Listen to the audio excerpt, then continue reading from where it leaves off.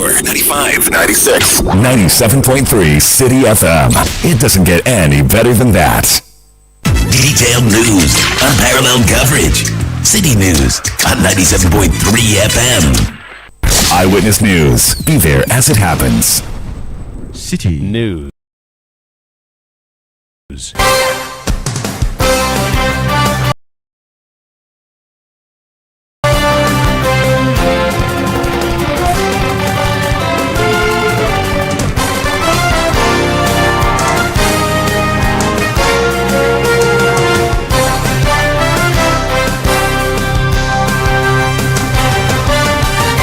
It's 17:30 GMT. This is Eyewitness News on 97.3 Citi FM. I am Umaru Sanda Amadu. Tonight, I'm here with Melody Fafa Botufe. And coming up over the next 90 minutes. Of course, Opposition New Patriotic Party boycotts upcoming rerun of elections in Ablikuma North. So what will be the effect? We'll be hearing more from the party here on Eyewitness News. Also coming up, Confusion rocks engineers and planners takeover of Azuma Resources in Upper West region. As the company claims the takeover is a media gimmicks, engineers and planners says that story should be disregarded. And later on Eyewitness News, suspended Chief Justice Gertrude Tokonu takes removal proceedings to the ECOWAS Court of Justice to challenge same. Stay with 97.3 Citi FM for more on this and many other stories on Eyewitness News. And in business, Bank of Ghana under pressure to maintain tight monetary policy as IMF unlocks $370 million for Ghana. That's in 50 minutes from the Citi Business Desk. Eyewitness News is live across Ghana on a number of affiliate stations, including in the Western region on Premier 100.5 FM, Beach 105.5 FM, and Sky 93.5 FM. All of them are in Takrady. In Bono region, we are on Greener 95.9 FM. In Sunyani. In Ashanti region, we are in Kumasi on Orange 107.9 FM. In Eastern region, we are on Right 90.1 FM. In Somanya, in Volta region, we are on Holy 98.5 FM. In Aflao, in Northern region, we are on Dasuma 99.1 FM. In Yendi, in Upper East, we are on Word 88.3 FM. In Zuarungu, in Upper West, we are on Bugli Radio 88.6 FM. In Wa, in the global space and indeed on the websites, you can find us on citinewsroom.com.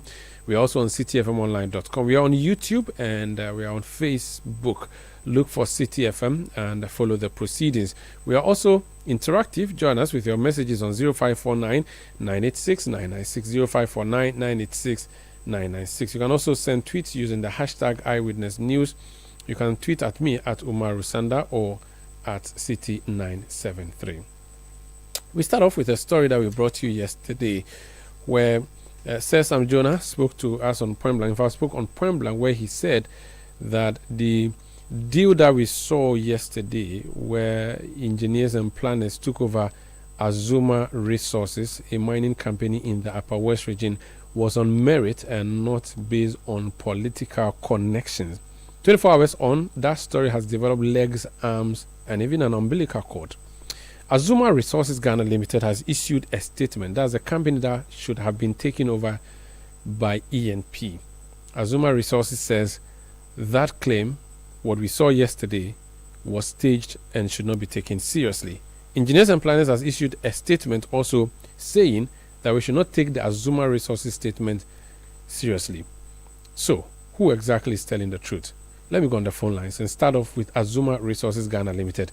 John Mason is head of corporate affairs for Ibera Capital, which according to them is the company that owns Azuma Resources Limited. Mr. Mason, you're welcome to Citi FM. thank you, my brother. I'm going to read the last sentence on the first page of your statement and ask you to explain. So you say that Azuma urges all regulators, financial institutions, potential investors, and the Ghanaian public to disregard this week's staged event and any related claims. The dispute between Azuma and EMP should be resolved through international arbitration. What are you saying? That the ceremony that happened yesterday should not have happened? Okay, so good evening once again, my brother. I think this is a very sad moment for Ghana and for Ghanaian as a whole, because what we are witnessing here is nothing but what we call draconian tactics and Machiavellian tactics to take over a mine that owners have invested more than $100 million to bring it at where it is now. As we said, we don't have any agreement, or we have not. Azuma Black Water Gold Project had not been sold. Okay? We have released a press statement. We disassociated ourselves from that event. It is an unfortunate situation. Okay? Now, we are ready and willing to work with any Ghanaian company, which even have brought us to where we are. If I should give you the knowledge of Azuma has been in Ghana for some years, almost 10 years. Okay? And we have made one of the largest gold discoveries in the Upper West region, called the Blackwater Gold Project. Okay? Azuma was initially listed in Australian Stock Exchange and formerly bought and now owned by Ibera Capital. Ibera Capital is an investment fund with office in London, US, Canada, and Australia, where the headquarters is. We don't only have mine in Ghana, we have mine in Canada. In fact, Ibera own or have discovered one of the biggest zinc projects in Canada called the Firewood Zinc Project, which is currently being developed. We have an asset in Australia, we have an asset in Siberia, and also in the US. So it's an international reputable company. And we have been committed to Azuma Resources or the Blackwater Gold Project from onset. And as I said, with over $100 million invested so far, as of today, when we check our records, we have invested $112 million to bring the mine from exploration to discovery and to all other studies. Okay? So, if somebody is now claiming to own what the media have to, they should bring down the agreement. They should bring out where they paid to. They should bring out the contract between. Okay? So that's what we're saying. Blackwater Gold Project have not been sold. We are open. We are open to work with the Ghanaian company. So if anybody is interested, and we are not selling. We are not in the market. We are not saying we are selling the assets. Okay? If you want to work with Azuma, we are open to talk to anybody. But to stage, this is nothing but a stage. Okay? A stage. And it is not doing anything, but it is killing the investors' confidence in Ghana. Ghana is a democratic country. And look, the international community, Ghana is the icon. Ghana has been the icon of Africa when it comes to democracy and the rule of law. So if what is happening in Burkina Faso, in Mali, in Niger, where military government have taken over seizing mining assets, is happening in Ghana, then that is a pity. So we are saying that the general public should, disregard it. Azuma have not been sold. Okay. Let me ask you. We have an arbitration ongoing. Very well. Let me ask you. For the outcome of the arbitration. Okay. Are you a director of Azuma Resources? I am the head of corporate affairs for Ibera Capital. Okay. How many shareholders? Okay. How many shareholders has Azuma Resources Limited? In terms of what? How many shareholders in terms of what? Owners, directors. Owners. It's owned by Ibera. Ibera is a sole owner, the sole shareholder. Ibera is the sole owner by the strata, yes. Sole shareholder. Yes. Was any director of Ibera or Azuma at yesterday's function? No director of Ibera or Azuma was there. Very well. Let me put a different position out. The ENP has issued a statement saying that what happened yesterday had no bearing on you whatsoever. So your presence in the room at the function was irrelevant because the deal that we saw yesterday was someone who has gone to look for a facility from a bank, which bank has come to deliver to them. You, the one being bought, you don't really have a seat at that particular table. That's why you were not there. What do you say to that? And that's what we are saying. Look, we don't have a problem. We don't. If they are looking for the facility or whatever, but we are saying that we saw a document that claimed, or the media have reported, or we've heard, and we have been receiving calls that the Blackwater Gold Project have been sold. or Azuma have taken over, EMP have taken over the Black Water Gold project. And that's why we issued a disclaimer that the assets have not been sold. So if EMP is interested in the asset, yes, we are open to have a deal or to discuss. But as of now, the Black Water Gold project is owned by Azuma. So you are saying that there's no agreement, which agreement says ENP would acquire Azuma at $100 million, where a part payment of $50 million was paid in December 2023. You are saying that no such thing happened, or 2024? Hold on. How much was paid? $50 million. In May 2023, the shareholders approached EMP offering to sell the project to EMP for $100 million. That is the statement of EMP. And EMP is saying that December 31, 2024, there was an email exchange where an agreement was made that an installment should be paid in June 2024, and that was extended later to December 31, 2024. And that in December 2024, an amount of $50 million was paid to your company, to Azuma, for the remaining tranche of $50 million to be paid. $50 million. $50 million have been paid. Okay. Yes. Is that what you're saying? Yes, that's what the statement is saying. And that subsequent to that, from where? Are you the one saying, or EMP is the one saying? I'm reading the statement from EMP.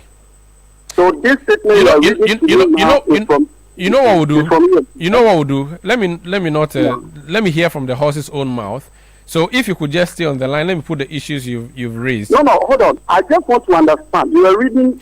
I'm reading a statement that ENP has issued. A statement that ENP has issued. Yes, I understand. That they pay $50 million to Azuma, right? Yeah, there is an agreement to pay $100 million in two tranches of $50 million, which is supposed to be paid in November 2023 and June 30, 2025. And that the one for November 2023 has been paid. But I'm saying that I do not want to belabor the point. I want us to hear from the legal person for EMP. So if you could just indulge me kindly. But hold on. Yes. But before you put the legal person on, I think it would be very good for the conversation if they can prove the account that they pay the money in. And no problem. Pay the money. Is that to suggest that you have not received any payment whatsoever from EMP since Adam? We have not received any payment. As you are saying, $50 million. That's the first time I'm hearing this. And there was no agreement to pay you $100 million in two tranches. That you don't know of any such agreement. When was the agreement? Do you know of any such agreement? Hold on. Look, there was an event that have brought to where we are. Okay. No. Just because we don't have a lot of just 1 second. I just want to know directly. We don't have any agreement with EMP as it stands now. Fantastic. So just hold on. Just hold on. If we don't, that's your position. So just hold the line for me. I want you to stay on. Let me go to Bobby Banson. He's a law lecturer, a lawyer, and legal representative for Engineers and Planners Company. Counsel, you're welcome to Eyewitness News. Well, good evening. Thank you. Good evening. Been pulled out to do this, the line of our work. Yeah, it's good to speak to you. So you are both an ADR person and also a lawyer. Now, we are dealing with the legal matters first, then we'll do the ADR part, because I see that there's an arbitration part to this whole discussion. The gentleman on the other line is called John Mason. He's head of corporate affairs for Ibera Capital, who are supposed to be shareholders of Azuma Resources Limited, which company owns the mine that EMP purportedly has an agreement to procure, for which reason there was a facility of $100 million, which ceremony we saw yesterday. Mr. Mason is saying there was no agreement ab initio to even warrant payment in tranches like the EMP statement has issued. Can you tell us your side of the story? Omar, so I'm saying this because I have been involved, or I was involved from the structuring of the deal from 2023 till date. So this is not what a client has told me. This is what I have been part of right from 2023. Now, the first thing I would want to correct is that Iberia Capital, as has been mentioned by the gentleman, I don't have his full details, is not a party to the agreement. So there's no agreement between EMP and Iberia Capital. So if he says there's no agreement between EMP and Iberia Capital, that is true, because Iberia Capital does not own Azuma Resources Ghana Limited. Let me make that correction. If you go to the registry of companies, Azuma Resources Ghana Limited was owned by 3 companies. One is called IGICPTY, EGIC. The other is called Kangol, and the other is called Azuma Resources Australia Limited. That is based in Australia. Those are the 3 shareholders of Azuma Resources Ghana Limited that EMP entered into an agreement with them. Okay, so and the agreement was finally signed in October 2023 here in Ghana. Iberia is not part of the shareholders. No, Iberia is not part of the shareholders. Okay. You can check at John Mason claims they are the owners, which means they are the share owners and shareholders. I don't know him. You can, like I said, you can check from the register of companies whether Iberia Capital has ever been mentioned as a shareholder of Azuma Resources Ghana Limited. Very well. Proceed. The agreement that was signed between EMP and the shareholders of Azuma Resources Ghana Limited listed EGIC, Kangol, and Azuma Australia as the shareholders of Azuma Resources Ghana Limited. So there's no relationship between EMP and Iberia. Okay. So I wanted to make that clear. Secondly, Umar, just before I go to second, who in the 3 shareholders did EMP sign the agreement with? Was it all the 3 parties or all 3 the shareholders? 3 shareholders? Very well. Proceed. In fact, Umari, one shareholder is 2 of the shareholders are based in Singapore, and the other is based in Australia. The hard copies of the agreement was sent to each of them. So even though the agreement, the terms were agreed on in August, it wasn't until October 2023 that we had the final sign, because we had to take each of them around, and they traveled to Ghana to sign it here in Ghana. We have the videos, we have the pictures of them signing it. Very well. Now let me give the context, the background, so that this whole thing, the drama as it were, all the media war, why one party has decided to take this path, the media war. Let me put it in the context. Hello, sir. Hello? Yes. Umaru, can you hear me? Yes, proceed, yes. EMP did not approach the owners of Azuma Resources to buy. They came to EMP because at the time the company was sinking. The shareholders had decided not to invest anymore because, one, Ghana, and you can check from the Ghana Revenue Authority, had obtained High Court judgment, Court of Appeal judgment, where the company was indebted to it for more than $3 million. They were going to foreclose, and they had written a letter to the company to say, if you do not pay us our debt by this date, we are going to sell your assets as required by the Revenue Administration Act. So they came to EMP to say, we are sinking, our shareholders are not ready to invest. Can you come in and save us? Now, the agreement that was signed between EMP and the shareholders of Azuma Ghana Limited was a 2-in-1 agreement. It was an agreement to acquire and develop the assets. Why was it an agreement to acquire and develop the assets? At that time, they were asking for $100 million. EMP says that we would pay you $50 million within 10 months of us signing the agreement, and then we will pay you another $50 million within 2 years, which will be 2026. This was what the agreement stated, was agreed upon and signed. Now, because at the time we pay you 50, we will need 10 months, we will pay you another 50, then another 50. We would be developing the mine. So we will both be partners like a joint venture until we pay you off. That was the intent, and that was put on paper. The agreement also indicated that as soon as the agreement is signed, EMP will take over the responsibility of raising the finance to develop the project. So a finance committee was set up by the agreement, constituted by EMP personnel to raise funding on the books of Azuma Australia to develop the project. Now, when the agreement was signed, the first contact, and it is funny when they say they've never met EBID. The first contact that EMP made with EBID, which is the ECOWAS Bank Development, which EMP signed the agreement with, was an agreement for EBID to finance the development of the project. EBID wanted to be sure that the shareholders were aware and had approved this. The shareholders in Australia came to Ghana and then went to Lomé, Togo, all of us, to meet EBID, did a presentation, then EBID gave an approval in principle. This was in early 2024, to give the funding to develop the project. Now, when Azuma Australia said our books cannot be the basis of the funding because we are struggling over there financially, EMP didn't back out. EMP said, we will present our books because we are credit worthy to obtain the fund to develop the project. And so EMP sat down and said, if we are using our books to develop the project, to obtain funding to develop the project, then we don't need to pay it in 2 installments. We would take all the money, instead of paying you in 2026, all the 100 million, we'd rather pay you now all the 100 million, so that you go away, we take our time to develop the project. This was understood.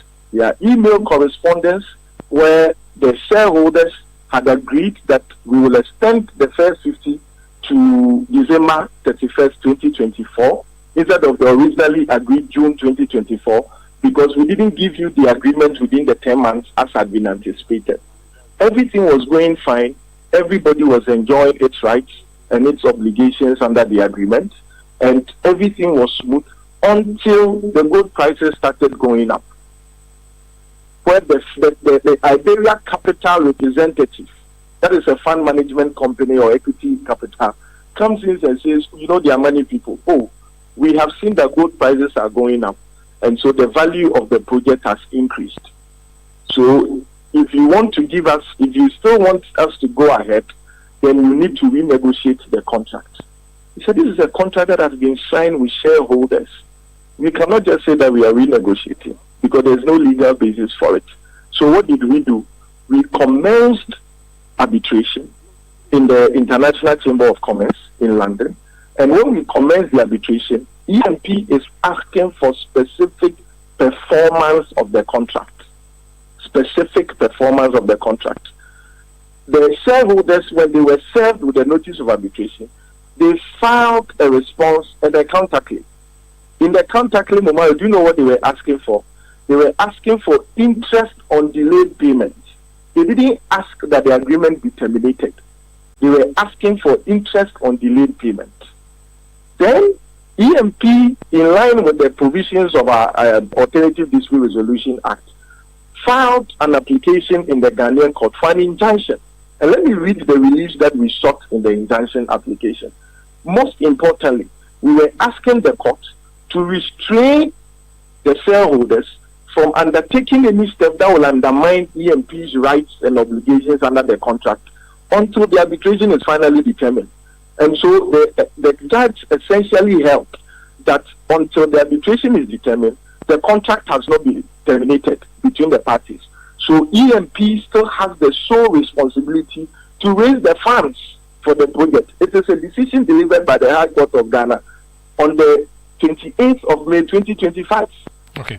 That EMP has the sole responsibility to raise the finance for the project. Okay. Which is the finance ceremony that I did yesterday? Yeah, this is the finance that we have raised. Very well. Please let me just put and this. So we do not understand why, if you say that you do not have an agreement with EMP, why are you worried when EMP goes to raise the funds? And tomorrow, let me say this. I saw a statement that was purportedly issued on the letterhead of Azuma Resources Ghana Limited. You see that statement, like this second one, is not signed by any director of Azuma. Why is that? Because all the directors of Azuma are aware of the decision of the High Court. And so they know that signing any such document will be tantamount to contempt of court. Okay. That is why they are hiding behind PR agents and spokesmen, as they call, not of Azuma, but of Iberia. Iberia is not a party to the agreement. Very well. Let me put this to try and do this. Okay. And I believe that the statement issued by EMP should bring clarity to this matter. Okay. Let's focus on the most important thing of this mine being developed, and whatever that the party thinks that has done wrong, instead of them doing what they are doing in the media, I believe that they know the recourse to them. Okay, let me put your issues to you and come back to you if you could just indulge me and stay on the line. Mr. Mason, are you there? Yes, I'm here. Good. So the lawyer has said that the agreement that was signed between EMP or by EMP was with IGIT, Azuma Australia, and Kango. These are the three shareholder owners of Azuma Resources. Your company, the one you represent, Iberia, has no name or interest in this deal whatsoever. You had said to me earlier that Iberia is the only shareholder owner of Azuma Resources. He says that search at the Registrar of Companies does not prove that. Okay, so that is a very good question. So what you need to understand, okay, we have corporate structure, okay, and as I said, Iberia is not a Ghanaian company, neither Iberia own office in Ghana, but Iberia through various structures and incorporation is the ultimate owner of Azuma Ghana, and they have been dealing with us. If he don't be answer, okay, will be truthful. They have been dealing with our chairman. They have been dealing with that. They have been sending us an email. What's the name of your chairman, sir? James Wellbank. James Wellbank. Yes. And he's chairman of Iberia. Yes. Okay. And the chairman of Azuma as well, because Iberia owns Azuma. And all the structures, all the companies you have mentioned, okay, it's just a structure for an organization. Okay, just hold on a second. Just hold on. So Iberia Capital, let me understand something. Iberia Capital, the company you represent, does it own IGIT? Yes. Does it own Kango? Yes. And it owns Azuma Australia? Exactly. Okay. Yes. But the contract between EMP with EMP was signed by these three companies, not your company, correct? That's what I'm saying. Okay, so but the issue of separability then will come up here, where even though you are, just a second. So if they say that they don't know you in law, they are right, no? Because they haven't dealt with you directly. My brother, did you call me to talk to me as a co-operator for you? Talk to me as a lawyer. I called you to make sure that the issues you put out are checkmates and fact-checked by myself. And to the extent that what you are saying has inconsistencies, it's my duty to tie those ends. Yes. My brother, hold on. I've explained this to you, okay? And if I need clarification, I will ask you. And that's why I'm asking you the clarification. Hold on.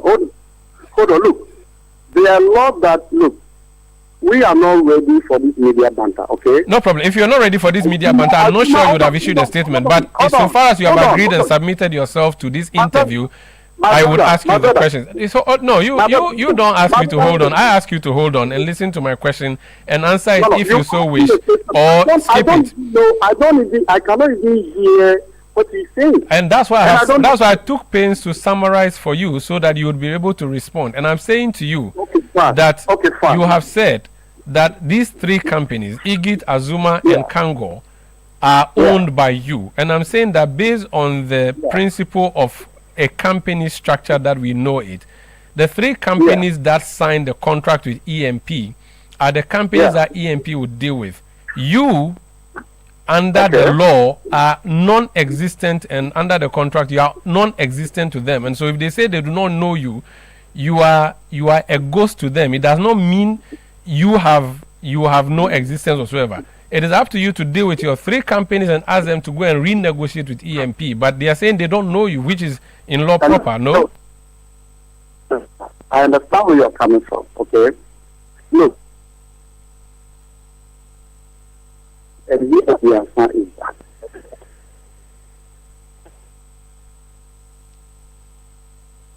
Mr. Messi, I seem to be losing you. If you could, I'm losing you. If you could just reposition yourself. Sir. Hello. Yes. Can you hear me? Yes, I can hear you now. Look, Iberia and all these relations, we've had a good relationship with EMP. Okay. We are saying we are open for a deal. If the money is ready today, they have the money, they can make a deal, and we are willing to consider it. But we are not interested in all this. That's what I just want to understand. Look, we are a private investment firm, and as I explained to you, the Congo, the Egypt, and the Azuma Australia, which is in agreement, which he claiming is in agreement. As of now, both Azuma Australia, Egypt, and Congo, we don't have any valid agreement with EMP or so forth. And the issue is at arbitration. So we are pursuing that it reached this far. So what we are saying is that, look, this is the benefit of Ghana, it is benefit Ghana, and it is the interest of Ghana, it's the interest of, the Ghanaian and all stakeholders to be aware, okay, that look, Azuma Resources owners or Azuma Resources owners are open for a discussion with TMC if they are ready to date. Okay, but why is Azuma Resources why is Azuma Resources directors not the ones making the statement, but rather you? And Mr. Bobby Banson says you are a communication or corporate affairs person.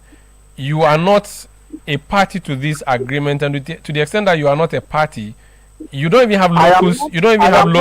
Hold on a second. You don't even have locals to engage them. Why don't you let either Igit, Azuma, or Kango to any of the directors to speak directly to this matter? He says they are not speaking because they know that they have no case. Hold on. We have issued a letter, okay? I am not speaking to you as a director or as a shareholder. I am speaking to you as a corporate affairs for bearer, which we have an interest in the ongoing case. Okay? I am not speaking to you as a director or I'm not speaking to you as a shareholder. Okay. I am speaking to you as a corporate affair for the ultimate owner. Okay? So, and as I said, look, my brother, I didn't hear whatever, from his side, whatever he said. But what I want you to understand is that the owner of the Black Gold Water project will be very happy to sit on the table to have a deal with EMP. Very well. Thank you so much. The money. Okay. Thank you. We can leave it here. Thank you so much. That's John Mason. He's head of corporate affairs for Iberia, which is a company that claims to be owners of the three other companies that has an agreement with Engineers Planet. Mr. Banson, do I have you on the line? Good. I'm here. Good. So Mr. Mason has just said to me that the company Iberia does not have an agreement with you. That is true. However, they are the owners of the three companies you have the deal with, Igit, Azuma, and Kango, and that they do not agree with what is happening, and that they are happy to sit with you around the table to negotiate if you have the money. Is that something you are willing to do? Well, Umaru, we don't have a contract with you. You are not the owner of the shares. So how do we sit with you? Every contract has the name of the contact parties, right? In every contract, it says notice can be sent, notice in relation to this contract should be sent to the following names, their email addresses, and their portfolios are there. This person that you are talking to, if he says that he is not an employee of Azuma, he is not an employee of any of the shareholders of Azuma Ghana, how does he issue a statement on the letterhead of Azuma Ghana? He said, okay, fine. He said that they own Azuma. He said they own Azuma. Yes, ultimately. but what if you have told him separate legal entity? I do not know to what extent he says that he owns Azuma or they own Azuma. I've indicated to you Azuma is owned by three companies, and those three companies we signed a contract with. We've gone through all the processes. We have the facility ready. We are going to contact those three companies and tell them that we have the money, we are ready to pay you. So who Iberia is, why didn't they issue the statement on the letterhead of Iberia? Very well. If you look at the first statement that was issued, I think on Saturday or was it Friday or Saturday, purportedly dissociating Azuma from what was going to happen on Monday. Look at that letter, Umaru. You see that letter is also signed by a PR agency based in London on the letterhead of Azuma. So you see the game, and unfortunately you would have some Ghanaians jumping onto this wagon and turning out lies just to distract such a beautiful project that has satisfied every single. Okay. Umaru, do you know something? Do you know that this project, this agreement, the letter of no objection, all those processes were started before December 2024? So no political bearing. Single milestone. No political bearing if they are saying it is because Mr. Ibrahim Mohammed's father is the president. This has got this entire project. Every milestone happened before December 2024. Very well. In fact, Minerals Commission has issued a no objection letter for the acquisition. Do you know before Minerals Commission issues a no objection letter, they will contact the original shareholder and ask, we have been contacted by this person to say that you have agreed to sell your shares. Should we proceed and issue the no objection letter? If the person says no, Minerals Commission will not issue the no objection letter. Very well. They issue the no objection letter at the cost of EMP. So all these legal steps, everything has been taken. It was left with this last stage. And all of a sudden you have people appearing, PR companies in London, somebody says he's a corporate affairs, who is not an employee or any member of the shareholders, trying to put sand, and Ghanaians also putting out things. We can't continue in this country like this. Let's leave it here. Thank you so much. Thank you for speaking to us.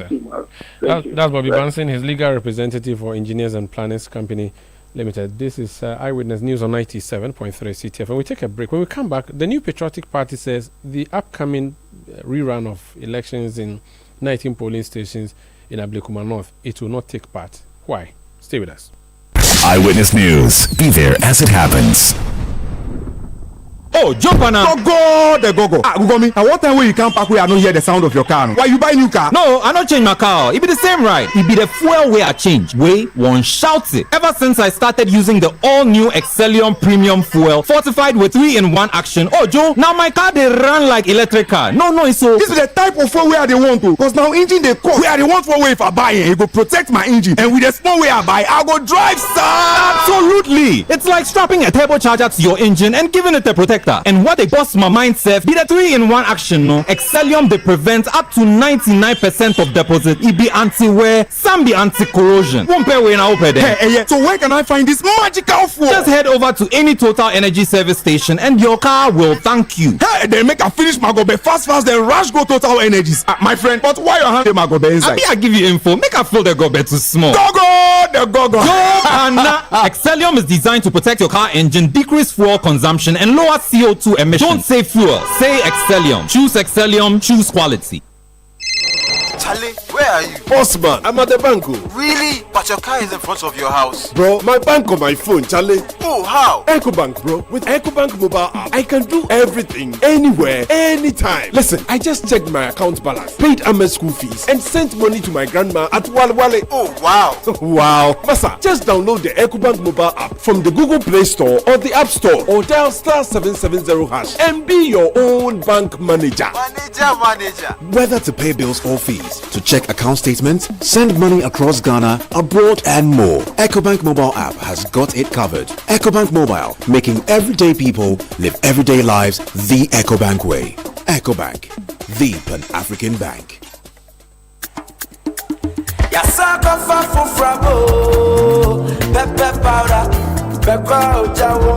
Sankofa pepper powder, Sankofa pepper powder, Sankofa pepper powder. Abuna amonje krakra, Sankofa pepper powder, Sankofa pepper powder. Ciao. Let your voice be heard on Eyewitness News on Facebook at facebook.com/Citi97.3, Twitter at twitter.com/Citi973, and Instagram at instagram.com/Citi973 with the hashtag Eyewitness News.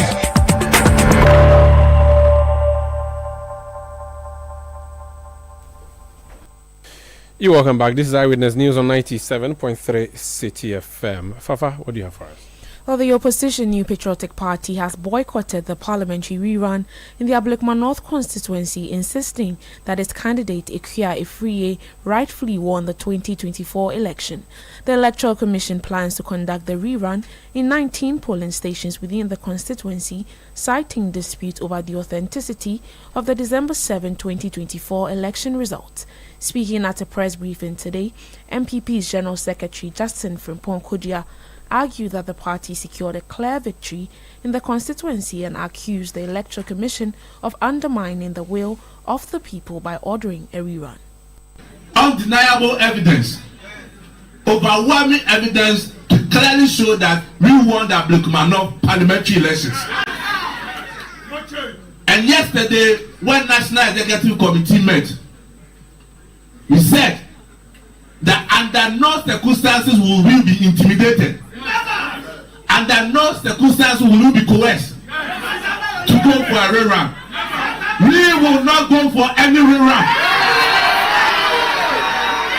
The New Patriotic Party will not go for any rerun.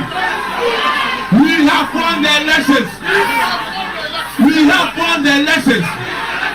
What we are asking the Electoral Commission is to follow the court directive, to finish the coalition and declare our candidate Ekuya Efriye as the MP of Ablekuma North. So therefore, Madam Electoral Commission, Madam J. Mensah and the team, please follow the directive of the court, which is complete the coalition and declare the winner for Ablekuma North. Justin Frimpong Kodia is the General Secretary of the New Patriotic Party. Let me speak to his deputy, Haruna Mohammed, Deputy General Secretary, NPP. Mr. Mohammed, you're welcome to Eyewitness News. Thank you. Are you afraid of losing? That's why you don't want to take part in the election on Friday?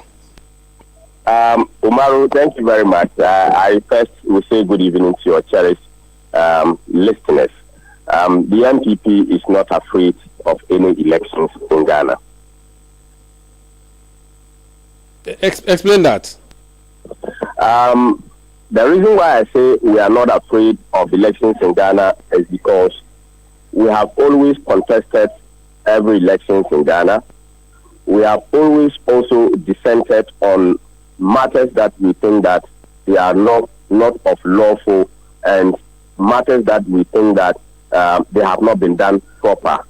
In 1992, the elections for presidential and parliamentary elections, the laws that were used for the conduct of elections separated the two. One was to do with the presidential elections, and then we follow the parliamentary elections. We saw a lot of things that were wrong with the presidential elections, and we unanimously decided to boycott the parliamentary elections and went ahead to write what we call the stolen verdict. Umaru, you agree with me that the decision to boycott and to come out with a stolen verdict shaped the electoral reforms of our country, moving us from where we were, from the dark days of the conduct of elections, to a very transparent system of conduct of elections today. So we have always contested elections, and in this particular instance, we are on principle and point of law, and that is why we don't want to engage ourselves in an illegality. Okay, so it is not as if you are afraid that you lose, but you do not think that the election on Friday is legal. The Electoral Commission is the electoral management body of this country. They have, upon a lot of consultations, decided that the best way forward, based on the destruction of electoral material and so on, is to conduct a rerun of the election in all 19 polling stations. The reason is that you as a party do not have any hardcore evidence. The hardcore evidence is a scanned document. You don't have the hard paper. In this day of AI, they cannot trust the documents you are providing. So, to make sure everybody is satisfied, let's rerun. That should be a simple task, no? Umaru, this is a very good analysis that you have done, and permits me to put light on this particular narrative. First and foremost, the law that governs elections in Ghana is CI 127. That law mandates the Electoral Commission to make available a copy of the carbonated pink sheet to every political party.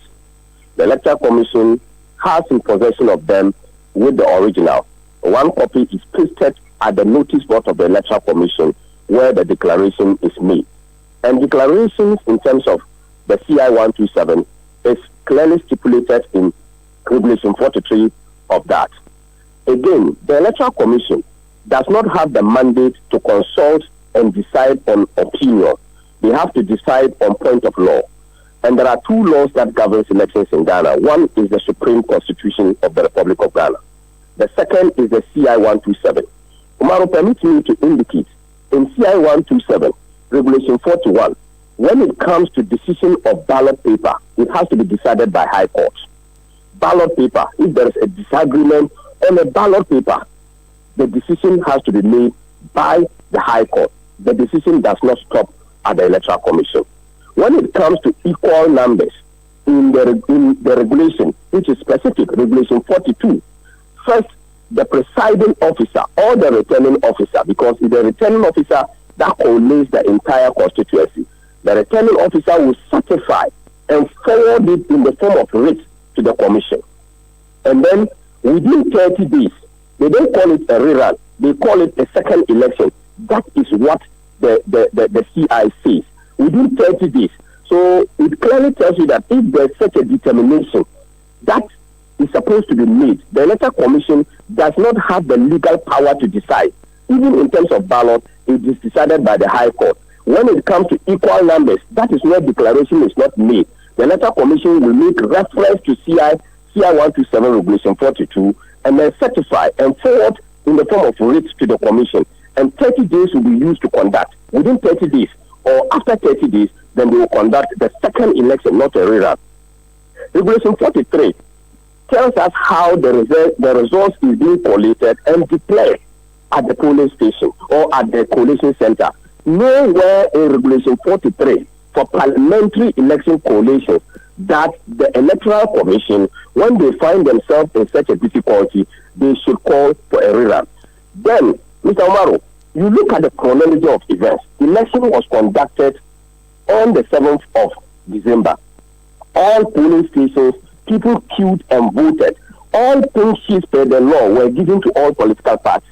The MPP, because of our digitalized notion, where we think that economy should be digitalized, the running of our country's system should be digitalized, we decided to scan. Before every pink sheet will go to the collation center, we will scan a copy. So we have all the 281 scanned pink sheets of the Electoral Commission, of which the General Secretary demonstrated to the journalists who were there today at the press conference. Second, we had 271 of our pink sheets at the time we were doing the collation.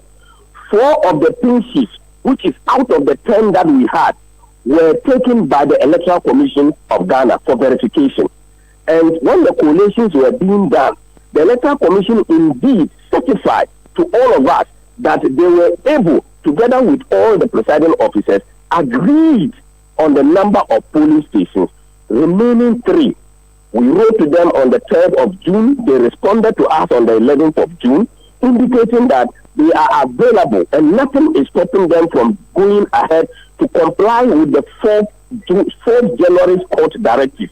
And they indicated how the chronology of which these events will happen. On the 19th of June, they went to the House of Records, which is Parliament of Ghana, and reported saying, question was asked whether there is a consideration for a rerun. They said it is not on the table. So if you call for a meeting and you want to vary the decision, the Electoral Commission, per the laws, even their independence, does not guarantee them to vary a court decision. So the court decision on 12th of January is supreme. We have won the elections, and when we went to the court, we went with evidence.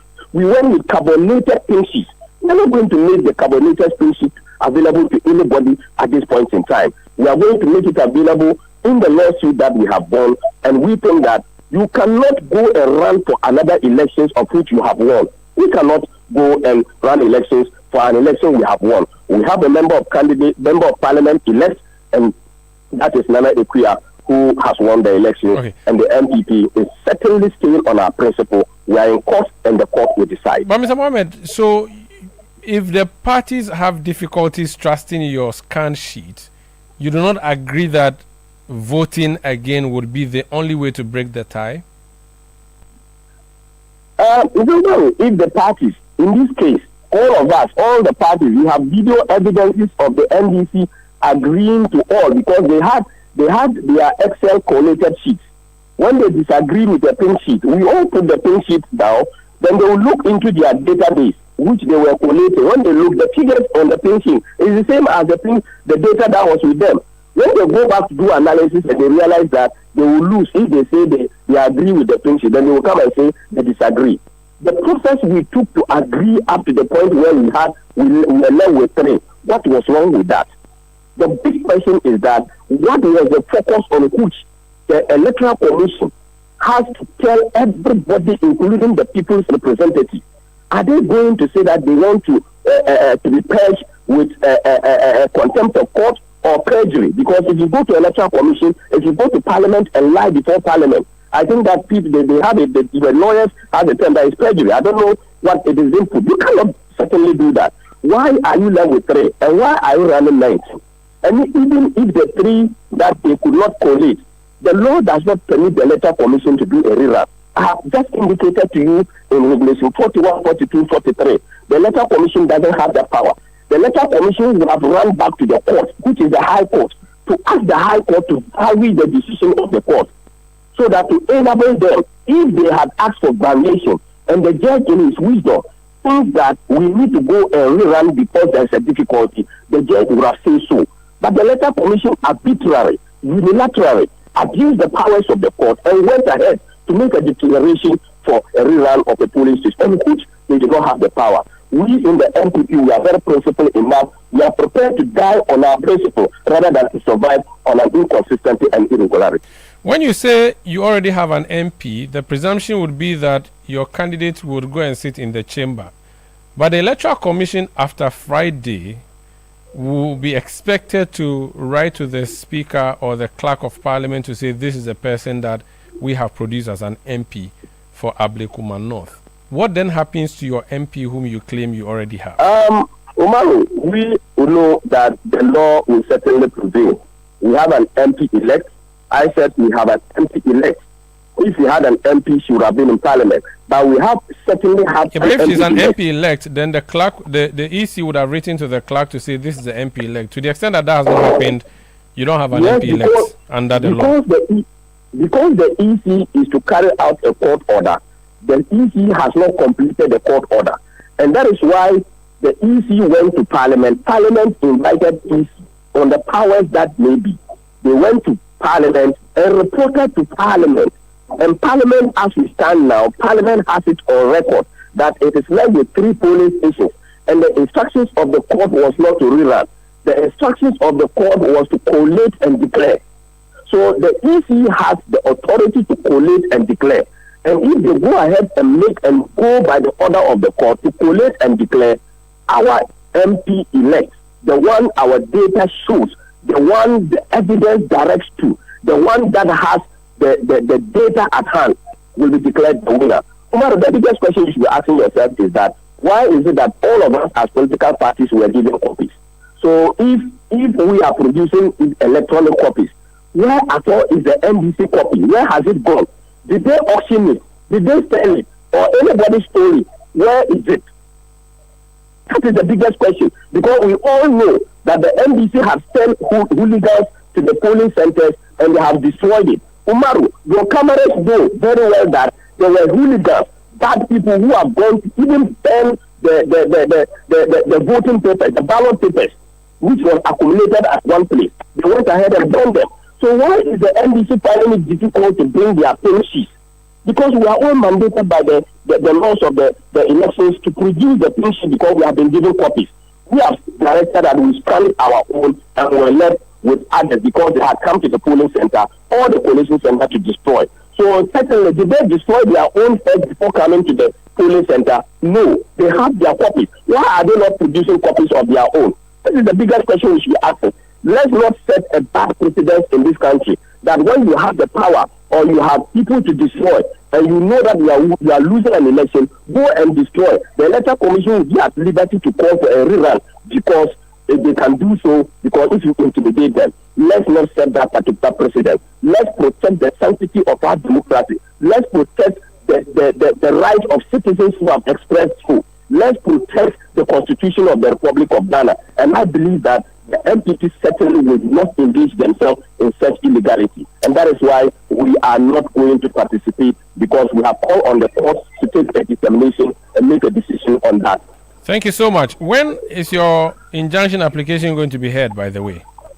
I have not had any discussion with our lawyer today, but I know that it was filed yesterday. In the filing of the interlocutory injunction, we have also made provision citing the Electoral Commission for contempt. We have also decided that in the file we want to file on notice. So once we have done it on notice, we don't want to take anybody by surprise.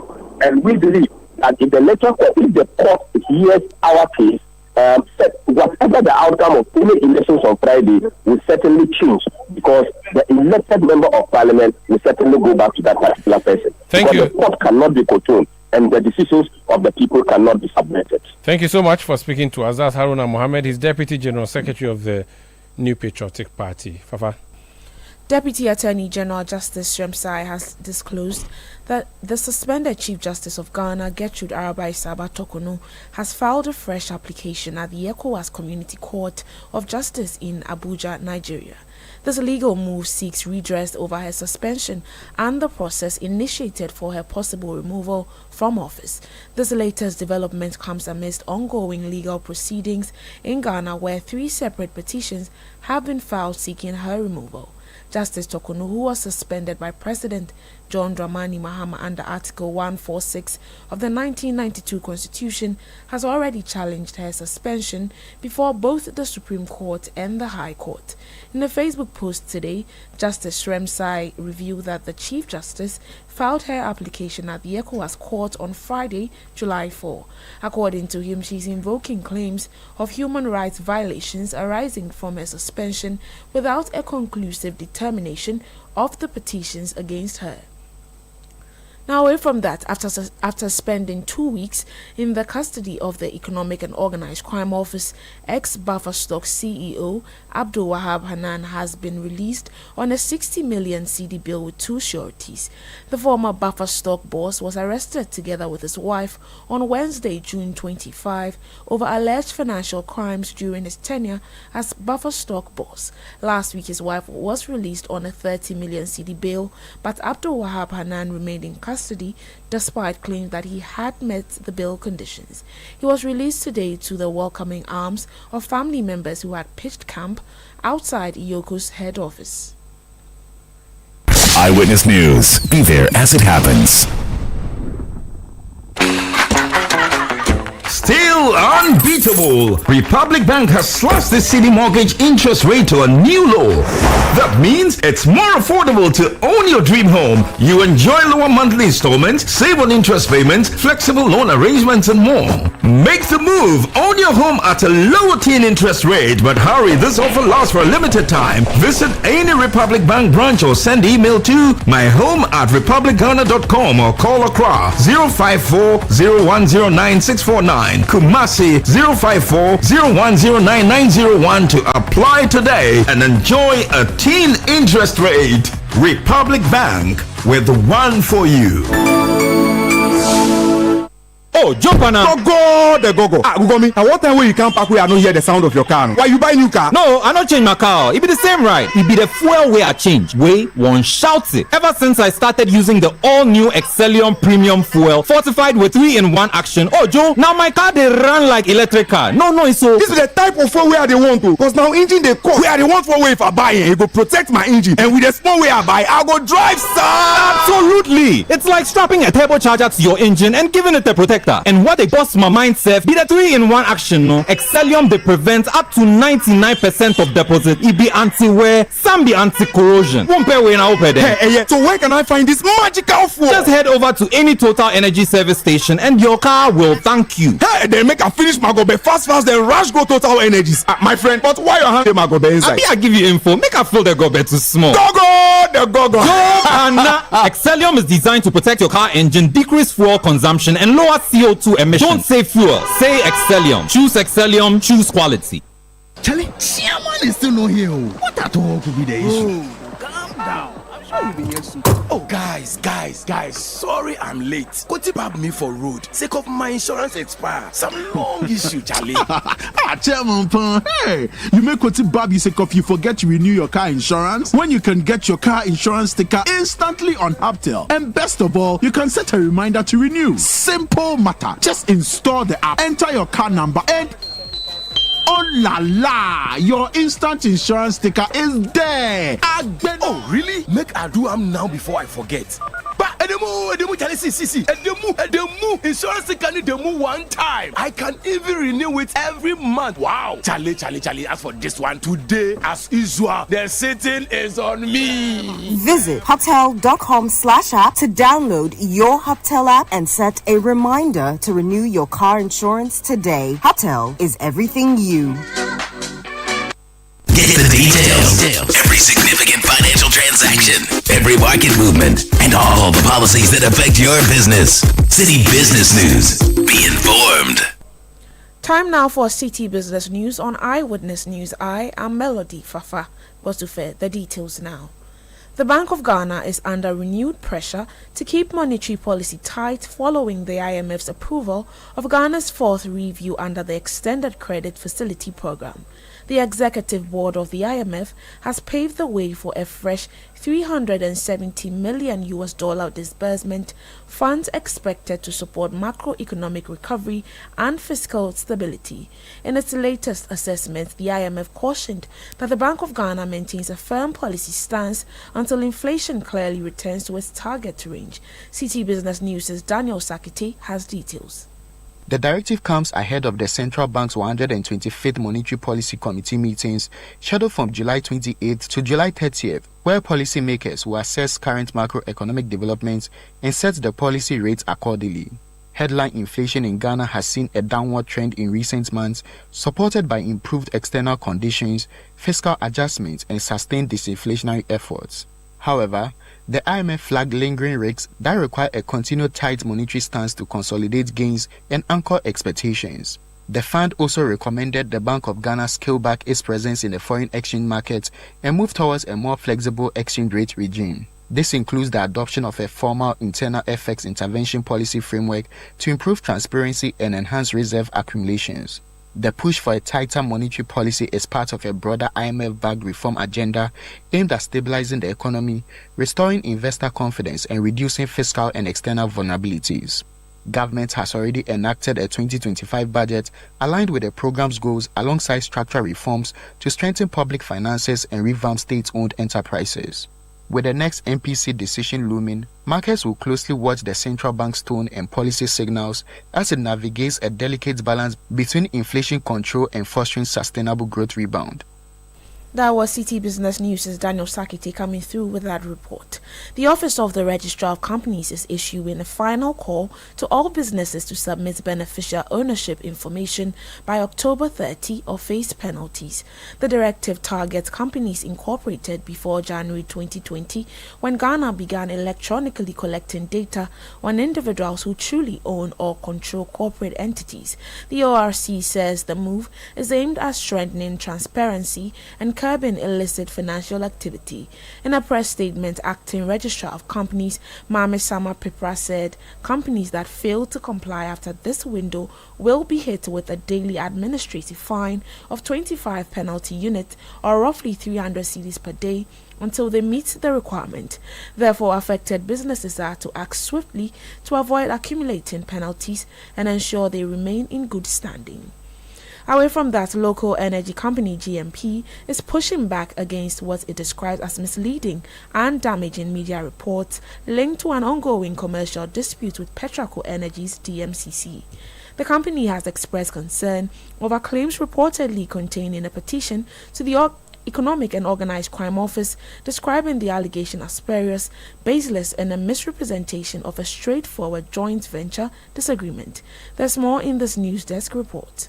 Under a 50-50 profit-sharing agreement, GMP says it transferred $10 million to Petraco for petroleum product procurement. However, tensions arose when Petraco allegedly failed to disclose purchase prices, while GMP says it fully disclosed its sales. Efforts by GMP to trigger a formal audit of the transactions have so far been ignored, with the matter now under arbitration in Dubai. GMP maintains there is no evidence of fraud or criminal conduct and warns that the media must exercise greater responsibility in reporting such sensitive issues. It says publishing one-sided claims based on an unverified petition distorts the truth and unfairly harms its reputation. GMP will not hesitate to take legal action against any individual or organization that continues to publish defamatory or misleading statements intended to tarnish its name or undermine its operations. The company has made officials available for clarification and cautions it will pursue legal action against any individual or outlet that continues to publish defamatory or misleading content related to the dispute. Daniel Ojo-Mensah with that news desk report. President John Mahama says Ghana's gross international reserves have increased to cover 6 months of import, up from the 4.7 months reported by the Bank of Ghana in April. Speaking during a meeting with the Council of State at the Jubilee House, President Mahama said the improved reserve position will help bolster the city and enhance overall macroeconomic stability. He expressed confidence that the trend will continue as the country works to rebuild confidence in its economy amid ongoing fiscal consolidation and reforms. In times past, we received only 50% of what we should get from our gold exports. Today, happily, the returns on gold exports has more than doubled, and that is responsible for part of the stability we're seeing in the currency. The establishment of the gold board was one of the important instruments in the reset agenda, and we made it illegal for any person unauthorized to buy gold and take it out of this country. And so the quantities have increased. Happily, the international price is good, and so we're seeing better forex inflows into our central bank, and it's also leading to an increase in our reserves. We currently have about 6 months of import cover, one of the highest in the last 15 years. And if it continues, we are threatening to hit 10 months of import cover, which will be the highest we've ever had in the history of Ghana, and that should be able to be a buffer in terms of any global shocks that might come in the future. You heard President John Dramani Mahama. Now, the Ghana Hotels Association says the hospitality industry is fully prepared to accommodate a significant increase in international arrivals this year. According to the association, even if the number of visitors were to double, current infrastructure is robust enough to meet demand. This assurance follows the Ghana Tourism Authority's latest report, which showed that international arrivals hit 1.29 million in 2024, marking a 12% year-on-year increase. Speaking to Citi Business News, President of the association, Dr. Edward Nyamike, said while existing facilities can handle the anticipated increase, the sector welcomes further investment to ease pressure during peak tourism periods. Have the capacity to accommodate that number, but even beyond that, even though it's part of our general plan to increase the number of rooms or beds in our hotels, it is not in relation to this particular visit. If we are considering the peak periods, then that is where we'll have to also look at expansion and, of course, getting or encourage investors to also build more hotels in the country. So the beds are available. We should be able to even take in double what we have now. But that doesn't mean that we should not also be looking at expanding the number of rooms or increasing the number of beds. Dr. Edward Nyamike is president of the Ghana Hotels Association. And that's all for this edition of the Citi Business News on Eyewitness News. I am Melody Fafa. Botufe. Up next is Point Blank. Eyewitness News. Be there as it happens.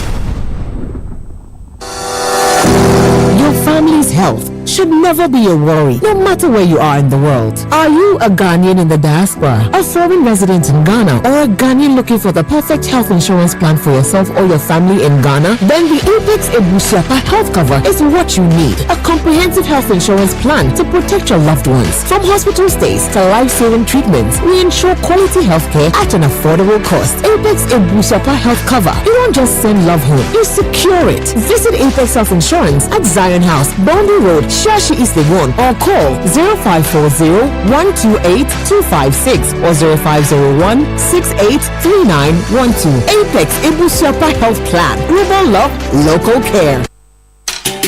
Are you feeling tired after a hard day's work? Have you lost your appetite even for your favorite dish? Viral Blood Tonic is a nutritionally balanced, pleasant-tasting tonic fortified with iron and vitamins to boost your appetite and energy levels for high performance. Viral Blood Tonic, easy to take and good for the family. Viral from Danex Iting Starwin PLC. If symptoms persist after 48 hours, consult a physician. This advert is FDA approved. If home is where the heart is, then let's go home, shall we? Let's go where the entertainment is, where the passion is, where the laughter is, and sometimes even the tears too. Let's go where we feel safe enough to share our opinions and send tweets, where we do that embarrassing little dance to our favorite song. Let's go home where the love, the care, and the joy live. There's no place like home. Connect your home to super fast internet with affordable data bundles from MTN Home. Visit broadband.mtn.com.ga or your My MTN app to sign up today. Everywhere you go.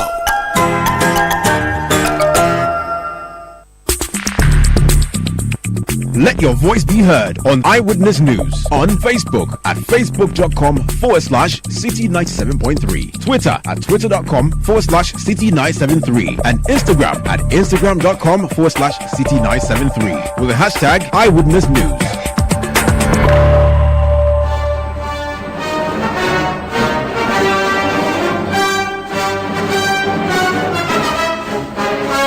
This is Point Blank on Eyewitness News. I am Umaru Sandama. My guest tonight is from Navrongo Central. He is a member of parliament on the ticket of the NDC. The Honorable Awargo Akibane Simon. Did I pronounce your name well? Not really, but I'll Please forgive you for that. Yeah, forgive me, but pronounce it. Let me hear. I like to hear how it sounds. Simon Akibange Aworigo. Akibange. Yes. Aworigo. Yes. How are you, sir? Very well. Congratulations on your election 6 months ago. Or is it 7 months? 7 months. 7 months. Yeah. Are you done doing your grace period? What's it called? Honeymoon or yeah? Yes, I would say so. Okay. I didn't really feel like it was a honeymoon because Okay. I went into Parliament knowing very well that the burden was great, and that I had taken on something that I had to deliver to the people. And so I went into Parliament knowing very well that I had to roll up my socks and have to get going. This is how many attempts before you won? Is this your first time? First time. So first time going for primaries, first time going for general election. Sure. And you won sharp like that. By the grace of God. Oh wow, your By the prayer grace has been very, very good. It is good. God is good. But who are you? Who is Simon? Great. But before I go into that myself, let me say hi to the people of Navrongo Central. I feel very honored and humbled for the opportunity they've given me to serve them. I don't take it lightly at all. And so I want to greet them in my language, the Kasemen and Ankan language. Navania mama da awe fare. The Paban Tigatina, Dinina, Kana, no mama, Awaraba, Akielede, we and a two say Avota Panto, Achane, Apantonga pay, Avratonga Panavoro. Yole Janore, Manaman and Tranama, Tendanama, Nanamaula, Matapo Pelona, Yabomosorete, and K Parliament Tombo Navarola, Mboy Janore. Great. So who is Simon? So I am from Navrongo, both parents. My mom is a Kasem, my dad is an Ankam. And so Navrongo has two major ethnic groups, and that is the Kasenas and the Nankane. So I cut across. I am half and half. I did part of my childhood in Navrongo up to age around 7, 8, and then parents got transferred to the Bronga Half region. So I did my upper primary, secondary in Brong half of Sunyani to be specific. So you speak Bono? I speak Twi. Oh, okay. My Bono is not very good. Oh, but I speak Twi. Okay. Yes, I even wrote Twi in my O-level exam. I see. No, not my O-level exam. Sorry, in my part of my secondary school up to form 2. Okay. I wrote Twi, so that one I can manage. I see. But not Bono.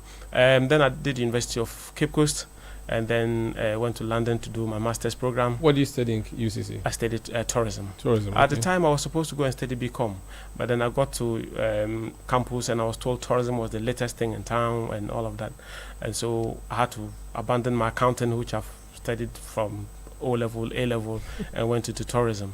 And then went to London, did an MBA, stayed there, worked, and I have always been involved in politics all along. And then got back home. Tourism. What are the major tourist sites in Navrongo Central? Yes. So the history of Navrongo is very unique. Talking about the Catholic Church, and so the Catholic Church is a tourist site where you can come and see the first cathedral that was in the Upper East region, and when the Europeans started arriving, bringing us religion, where it all started from.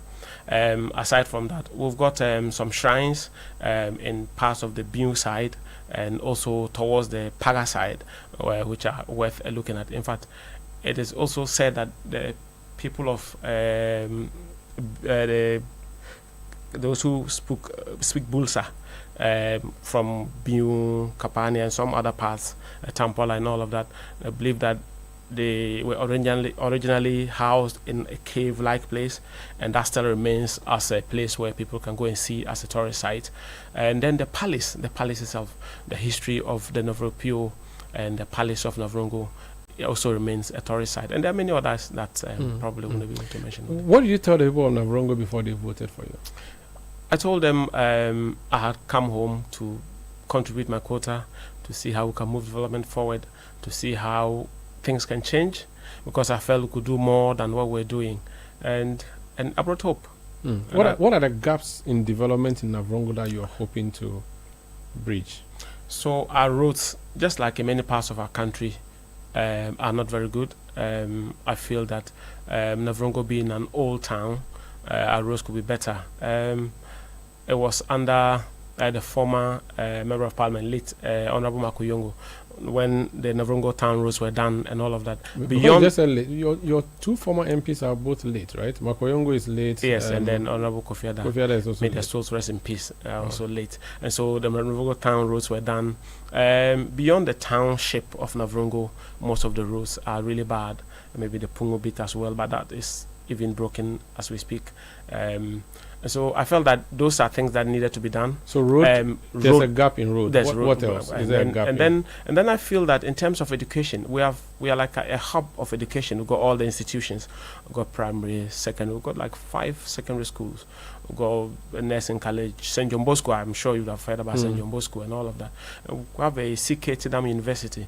But unemployment among young people is a great challenge. And I felt that we needed to look at how we could get young people not just getting into education and acquiring certificates, but what do they do after that? How do they put those skills they acquire through this education? So what will be your intervention? So my intervention will be that we should be looking at people setting up their own businesses, possibly how can they get into the various institutions that are within Navrongo and outside, how they can become the best of what they've learned in the institutions and make Navrongo proud. So looking at how we can get people to go into businesses of their own, agriculture, manufacturing, and business itself, you know, that kind of thing. What about health? What is the health is a major issue. Health is a major issue. We do. Health, what's the highest health center you have? So the biggest health center at the moment is the Navrongo War Memorial Hospital. Is it military owned? It's government owned. Okay. It's government owned. But the history is about when they returned from the war and it was built to take care of them and all of that. So is it a district hospital it's level? It's a district hospital. It's a district hospital. Okay. But I think it's that outlived is used as in capacity to cater for the numbers that go into that place. Away from that, even the building itself, the facilities that are there, and all of that are things that I think need improving, and so I mean, the good news is that as part of our manifesto towards the 2024 elections, a direct and specific promise was made to upgrade it and make it into a teaching hospital and have a medical school attached to it. So we're looking forward to that. But the state of it as it is now, it's not the best. What about water and sanitation? Water. And that's one of the key things that I have picked up and felt like being able to improve access to water. I think... What's the situation now? Very bad. Very bad. But it's getting better. What does very bad mean? Very bad means people lack access to water, that people have to travel distances to get water. Do you have pipe-borne water? Some parts within the center of Navrongo Township, there's water, but then the flow of it is not every day. And where is the water from? Is it Ghana Water Company? Ghana Water Company. Do they have a treatment plant in the area that they supply water with? They have a treatment plant. So that's what they supply the town with? Yes, that's what they do. What about boreholes? Boreholes are... Many communities lack boreholes. So what do people rely on if the Ghana Water is not in many of the areas? Boreholes. How about dams? The one village, one dam that the Akufo-Addo administration built for you, do you have some in there? I mean, I know we do, but they built some for you? They're testy dams. They dry up very quickly, especially. How many did they build for you? I am aware of 2. I'm aware of one in the Gia area, and I'm aware of one in the Pungu area. And the people are using it? And it dries up. It doesn't really serve the purpose. If it rains, like this time of the year when it's raining, you can see a big catch of water there. So they use it. But around before December, everything dries up. How do you think it can be re-engineered to benefit the people? I mean, I think that we need to do more dredging. We need to make the dams meaningful and useful. I had the opportunity of inviting the Deputy Minister for Agric, Honorable John Dumelo, to come into the constituency, and I made him visit some of these dams so that we could look at how we can make them meaningful, how we can have water to last the whole year round, because most of the dams are used for dry season farming. If you know Navrongo, we go into a lot of vegetable farming. So we looked into that, and so as government begin to roll out some of its initiatives towards bringing farming closer to the people, Feed Ghana and the rest of it, I am very confident that what was discussed between myself and the minister. So my question is, how would you re-engineer the dam to ensure that people benefit? We will have to, because if you talk about drying up, there are 2 ways. Yes. The water evaporates. The water is also soaked by the clay or mud or whatever it is. Yes. Are you going to cement the dams so that the water doesn't go underground? Like I said, we will have to look at the construction of it. You have been in the media for a long time. You know that most of these dams were really dugouts. They were not proper dams. We will look at doing them into proper dams, cementing, digging them, dredging them out, and cementing the ground so that the water does not seep down. By the time you are done with your first term in Parliament, what would you want the people of Navrongo to say, this is what Simon came and fixed? So I want to see agric improved, like you said, about dams and water systems that will be able to irrigate most parts of farm areas, gardens, other dry season farming, encourage that. So agric, so provide employment for the people. I want to see that education does not just remain giving knowledge and skills to people, but that many people are able to put that education to use, and which then goes to impact on their lives in a positive way. That's what I want to see. Most parts of Navrongo are without electricity, and I receive a lot of complaints. I receive a lot of suggestions from people that I should do more in that area. I've taken steps. So I want to see more of Navrongo hooked up to the national grid and providing electricity, not just for domestic use, but also for economic use. You worked in the UK for many years. You were in the public transport sector. Correct. What's your assessment of Ghana's public transport system, specifically the rail transport, and what do you think can be done to fix it? I think that at the moment I don't see real proper organized transport as to say. We've had a railway ministry for 8 years. Yes, and there's nothing to show for it. Really? Sky train. They brought two trains. Yeah, but that's nowhere near what we need as a country. The Sky train there, it won't happen. Yes. So I remember several times we were told there was going to be a railway line from wherever to Pakadan to Paga and all of that. You and I, to Burkina Faso and all. You and I know very well that has not happened. No, the Pakadan line has been done, but I'm not sure they're using it yet. Exactly. So I think that what we can do is to really invest in the public transport sector, and it doesn't have to only be government investing. We have to attract private investment. If you go to the UK and other parts of the country, Network Rail owns the infrastructure, and Network Rail is a private government PPP thing. You understand? They own the infrastructure. Then another company owns the coaches. Okay. And then they lease that out to a company that wants to manage the transport system. So it's kind of a business thing. So we need to look at it as a business model that will succeed. Where the situation where we have government trying to do everything is not possible because government has limited resources spread over so many areas. So what should government focus on in rail sector specifically? Government should focus on, I think that giving policy direction, giving advice, but on the real investment part of it, they should really allow the private sector to run it. So government should not build the lines? No, they can get people to build the lines. There are investors out there who want to build as long as they know that it's going to be profitable. The people have got money out there that will come and build. So government shouldn't bother itself. So the whole creation of railway ministry, plan to build a SkyTrain, all those things, importing trains that one of them collided with a Kia truck, all those things should not happen. We should have a focus and a direction, a policy as to what we want to achieve. But we shouldn't really, I personally feel that we shouldn't really be investing our money in that because it's so capital intensive.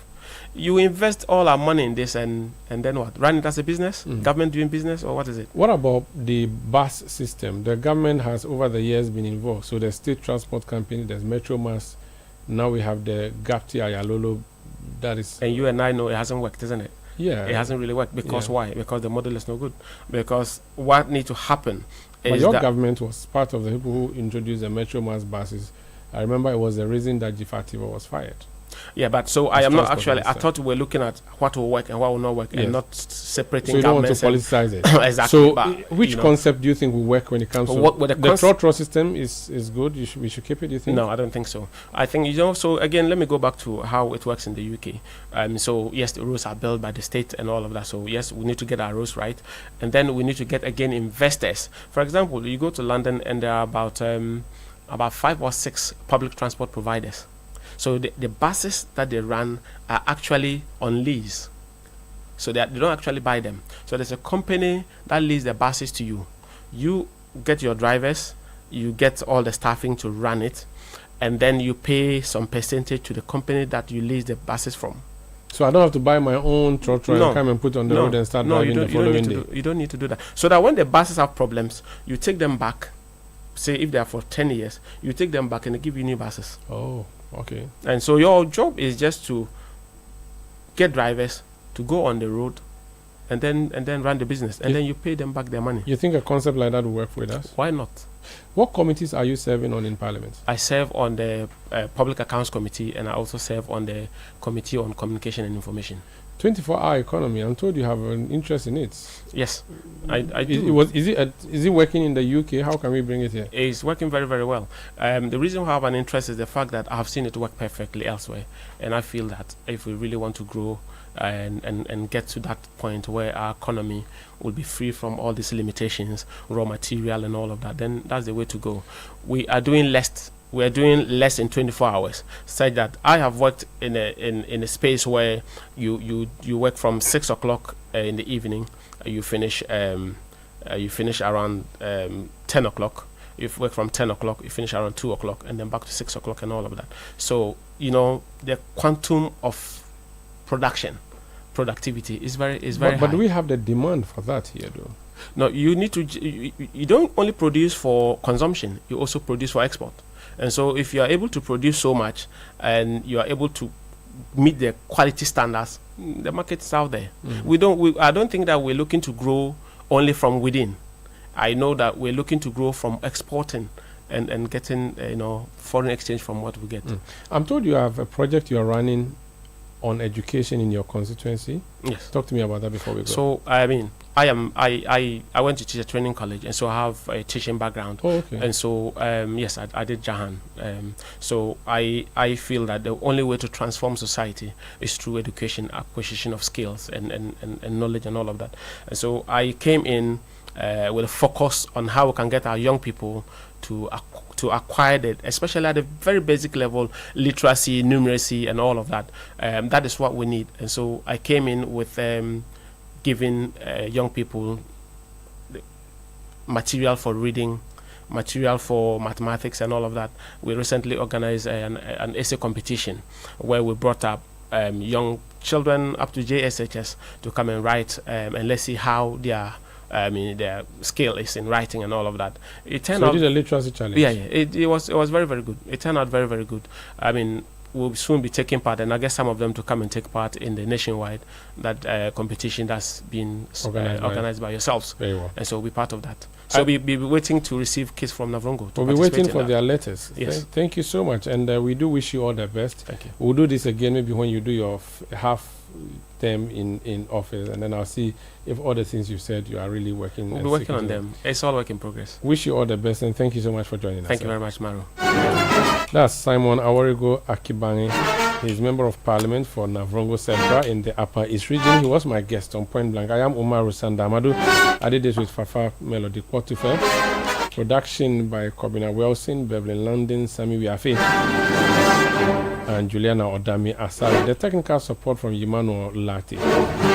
New media support from Emmanuel Osu and his team. We'll be back tomorrow at 17:30 GMT. Thank you for listening and have a good night.